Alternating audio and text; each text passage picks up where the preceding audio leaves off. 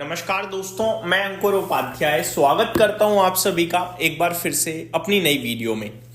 दोस्तों, बात करूंगा यहां पे एक सरकारी कंपनी के बारे में जिसका नाम है कोल इंडिया। दोस्तों, मैंने आप सभी के साथ ना 31 दिसंबर रात में 9:30 बजे एक वीडियो शेयर करी थी जिसमें मैंने आप सभी के साथ कुछ स्टॉक्स को डिस्कस करा 2026 पूरी साल के लिए, जहां मैंने आपसे कहा सरकारी कंपनियों पे ध्यान रखना है और स्पेसिफिकली कहा कि अगर मैं सिर्फ इतना ही कहूंगा मैं अपने आप को फेवर कर रहा हूं, मैं आप लोगों के साथ झूठ बोल रहा हूं। क्योंकि सरकारी कंपनी का मतलब क्या हुआ?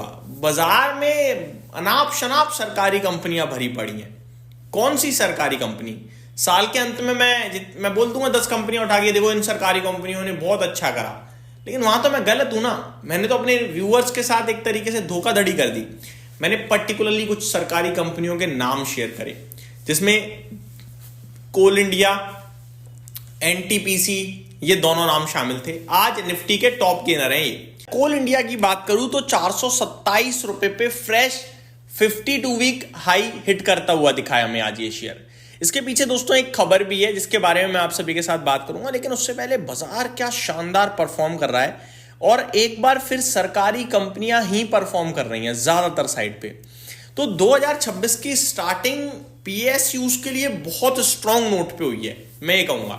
दूसरी बात ये भी है, एक तरफ मैं अपने आप को कंफ्यूज कर रहा हूं कि एफआईआईज एक्टिव नहीं है, सरकारी कंपनियां चल रही हैं। शायद जो डीआईआई इसका बड़ा सपोर्ट है वो शायद सरकारी स्पेस की तरफ ज्यादा है। रिटेल इन्वेस्टर सरकारी कंपनियों की तरफ वैसे ही भागता है।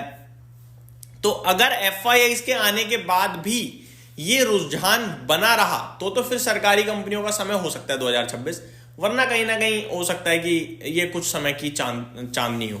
अब बात करते हैं दोस्तों आप सभी के साथ थोड़ा सा बिग ब्रेकिंग के ऊपर। कोल इंडिया की बात कर रहा था मैं आप सभी के साथ। 6.25% ऊपर 426 रुपए पे ट्रेड कर रहा है। 427 का इसका हाई लगाया है आज इसने, 52 वीक हाई। ऊपर से अभी भी काफी नीचे है, लाइफ हाई इसका 550 के करीब का है। आज भी ये स्टॉक केवल 8 के पीई पे ट्रेड करता है। बहुत स्कोप है इसमें, मैं आपको बता रहा हूं। कोई बेच बाच के जा रहा है तो बहुत बड़ी गलती कर रहा है, वेट कर लीजिएगा। मैं दोबारा रिपीट करना चाहूंगा, बहुत सस्ती कंपनी है कोल इंडिया और बहुत बड़ी कंपनी है कोल इंडिया। करीब इसका मार्केट कैप 2,62,000 करोड़ का है।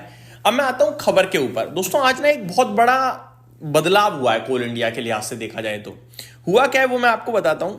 हुआ ये कि सरकार ने, कोल इंडिया ने क्या करा है, Coal India has allowed direct participation of foreign coal buyers. तो यहां पे क्या हुआ है, अभी डायरेक्ट पार्टिसिपेशन इन्होंने अलाउ कर दिया है। यानी अब अगर कोई देश से बाहर की कंपनी है, कोल खरीदना चाहती है तो वो डायरेक्ट ई ऑक्शन में बिड कर सकती है। इससे क्या होगा, मार्केट लेवल पे ट्रांसपेरेंसी बढ़ेगी, प्राइसिंग और स्टेबल होगी। ये फायदा है कोल इंडिया के लिए। ज्यादा बायर्स आएंगे। अब फॉर एग्जांपल अगर 3 लोग भाग कर रहे हैं तो तीनों आपस में एक दूसरे का भाव पहचान जाते हैं तो वो और सस्ती कोशिश करते हैं बिड लगाने की। लेकिन बाहर से लोग बिड लगाने आएंगे तो फिर कंपनियों को लगेगा यार हमसे भी सस्ती बिड वो ना दे दे, तो कंपटीशन और बढ़ेगा। तो ये सारी चीजें होंगी।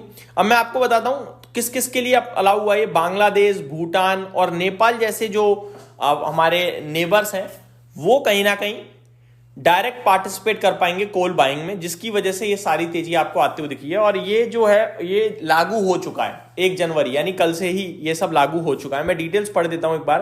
कोल India is allowed direct participation of foreign coal buyers from Bangladesh, Bhutan and Nepal in its single window mode agnostic, यानी SWMA E auction starting January 1st, 2026.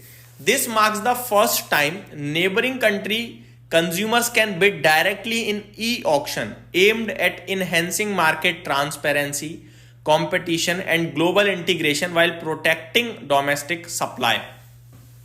तो ये पहली बार होने जा रहा है नेबर कंट्रीज को जहां पे हम डायरेक्टली बिड करने का एक ऑप्शन देंगे। इससे हमारा ग्लोबल लेवल पे थोड़ा सा बढ़ेगी ट्रांसपेरेंसी, आप मैं ये कह सकता हूं। The move is seen positively by investors, reflecting potential wider market reach and increased auction activity. एक तो देश के बाहर तक रीच पहुंच रही है, बढ़िया है भाई, ज्यादा कस्टमर्स बनेंगे। और दूसरा क्या है कि ये थोड़ा सा आपके लिए ऑक्शन बढ़ जाएगा, ज्यादा लोग पार्टिसिपेट करेंगे तो बढ़िया रहेगा। तो ये डिटेल्स हैं जिसकी वजह से कोल इंडिया आज एक्शन में आ रहा है। और कोल इंडिया की वजह से एनटीपीसी भी एक्शन में आता हुआ दिख रहा है, वो भी भैया 4% ऊपर है। मैं आपको बता रहा हूँ, देखो ट्रेंड आपका, ट्रेंड 3% ऊपर है। बाजार देखो, बाजार एक बार 26,300 हो गया, रोते रहो 25,000 हो जाएगा, 26,000 हो जाएगा, ये हो जाएगा, रो रहे हो गए। अब सोच रहे हो यार हम तो खरीद ही नहीं पाए, मिल जाए एक मौका। और गलती से अगर ये बाजार चला गया लाइव 26,500 और स्टॉक्स और भाग गए, ट्रस्ट में आप लाइन लगा के खरीदोगे 27,000 पे, लेकिन आपको 25,800 पे बाजार जब थोड़ा नीचे था तो समझ में नहीं आया। यही फर्क होता है, एक बार तेजी शुरू हो जाती है ना, फिर इंसान भाव नहीं देखता, फिर खरीदता है, फोमो का शिकार हो जाता है। लेकिन जब डर का माहौल होता है, मार्केट नीचे होता है, तो वो कहता है अरे बेकार है, बेच दो, भाग जाओ। ये होता है बाजार में। आपको सही डिसीजन पकड़ना पड़ता है भाई। बाजार पे कॉन्फिडेंस तो रखना ही रखना पड़ेगा, तभी पैसा बना पाओगे। आगे मैं आप सभी के साथ कुछ और इंटरेस्टिंग बात करना चाहूंगा दोस्तों। SJVN 11% ऊपर है, IDBI 10% ऊपर है, कोल इंडिया 6.5% ऊपर है, NLC इंडिया 4.5% ऊपर है, इरेडा 4.5% ऊपर है, CESC 4.5% ऊपर है, NHPC 4.5% ऊपर है। मैं क्यों नाम ले रहा हूँ उनके, सरकारी कंपनी है भाई। इन सब के बारे में तो मैंने बात भी नहीं करी थी। मैंने तो कोल इंडिया, NTPC, इरेडा को भी कवर किया था उस स्पेस में। ये मेरे को लग रहा था कि इस साल कमाल कर सकते हैं, चल रहे हैं, देखो बढ़िया चल रहे हैं। तो कहने वाली बात यह है कि सरकारी स्टॉक्स पे रडार पे रखें, ध्यान दें, और एक बार 5 जनवरी यानी अगले वीक में भी अगर आपको एक्शन दिखे तो मेरे को लगता है कि ये भाई कुछ करने के मूड में 2026 के, तो जितना स्टॉप होना था वो खत्म और अब तेजी शुरू है। तो ये मेरी तरफ से अपडेट थी, उम्मीद करता हूँ डिटेल्स पसंद आई होंगी। Thank you so much for watching this video, have a great day guys.